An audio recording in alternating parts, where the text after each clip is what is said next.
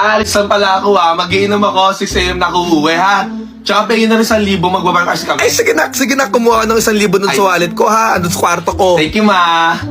Maalis lang ako ha. Mag-overnight ako, gagawa kaming thesis ha. Sige, ma. Hindi! Anong thesis? Thesis grade 10? Ma, gagawa ka kami. Kayla, wag na makulit ha. Magpapabuntis ka lang doon. Ma, mag-aaral kami doon. Kayla, ibaba mo yung bag mo. 1, 2. Lalandi ka na to, magiinom kayo? Alam ko na yung mga ganyang galawang, Kayla ha. Sana uuwi ka ditong buntis? Huwag ka na mag-aral. Ma, may sasabihin sana ako sa inyo eh. Nak, ano yun, nak? Mapumagsak ako. Ano? Huwag ka umiyak. Katrish, huwag ka umiyak. Ilan ba yung bagsak mo, ha? 5. Major lahat. Naku, 5 lang pala eh. Ako nga nung high school, 7 sorry, eh. ma. Bumalik pa ako. Sorry. Huwag ka mag-sorry, part ng pag-aaral yung bumagsak.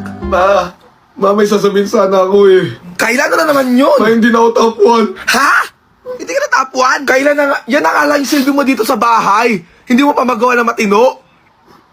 I'm sorry ka, ma eh. Hindi na Pati ka gumaya sa mga pinsan mo, nasa abroad na. Ikaw, nag-aaral ka pa rin dito. Ma, nagugutom ako.